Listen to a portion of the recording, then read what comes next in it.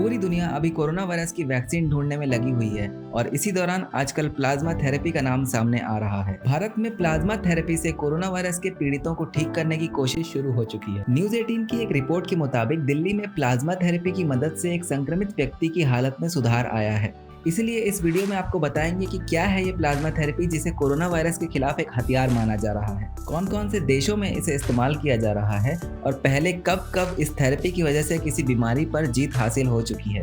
Plasma therapy वो therapy है जिसके द्वारा कोरोना वायरस की चपेट में आने के बाद ठीक हो चुके मरीज के ब्लड से प्लाज्मा को निकालकर गंभीर मरीजों के शरीर में डाला जाता है। जब कोई कोरोना वायरस विक्टिम रिकवर हो जाता है तो उसके शरीर में इस वायरस को बेअसर करने वाले एंटीबॉडीज बन जाते हैं। इन एंटीबॉडीज को दूसरे कोरोना वायरस विक्टिम के शरीर में डालकर उनके शरीर में मौजूद कोरोना वायरस को खत्म किया जा सकता है। हेल्थ एक्सपर्ट्स के मुताबिक किसी भी कोरोना वायरस विक्टिम के ठीक हो जाने के कम से कम 14 दिनों बाद ही उसके शरीर से एंटीबॉडीज निकाले जा सकते हैं।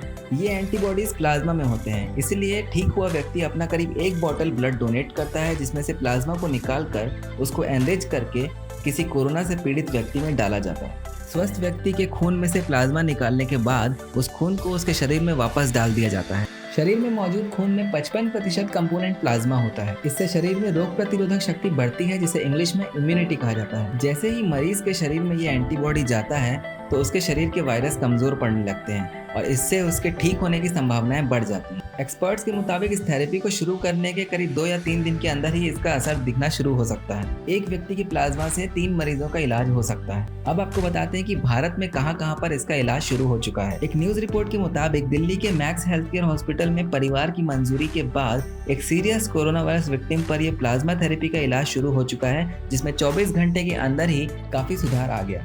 दिल्ली के अलावा केरला, महाराष्ट्र और गुजरात में भी कोरोना वायरस विक्टिम पर प्लाज्मा थेरेपी के जरिए इलाज शुरू किया जा रहा है। दूसरे देशों की बात करें तो चाइना के डॉक्टर्स ने भी प्लाज्मा थेरेपी का इस्तेमाल किया है और अपने मरीजों पर इसका तेजी से सुधार पाया। अमेरिका और दक्षिण कोरिया भी इसका इस्तेमाल कर रहे हैं और अन्य देश भी इसकी तैयारी में हैं। लेकिन कुछ हेल्थ एक्सपर्ट्स के मुताबिक इस थेरेपी को बहुत ज़्यादा सुरक्षित और प्रभावी नहीं माना जा सकता।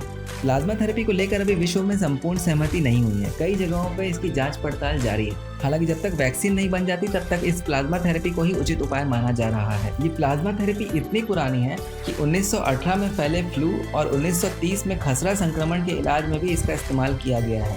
पिछले कुछ वर्षों में देखें तो 2014 में इबोला महामारी, 2012 में मर्स यानी मिडिल ईस्ट रेस्पिरेटरी सिंड्रोम, 2009 में H1N1 फ्लू और 2003 में सार्स यानी सीवियर एक्यूट रेस्पिरेटरी सिंड्रोम। इन सभी बीमारियों का इलाज करने में प्लाज्मा थेरेपी की मदद ली गई थी। अब देखना ये होगा कि इस थेरेपी से कोरोना वायरस पर जीत हासिल करने के लिए कितनी मदद मिलती है।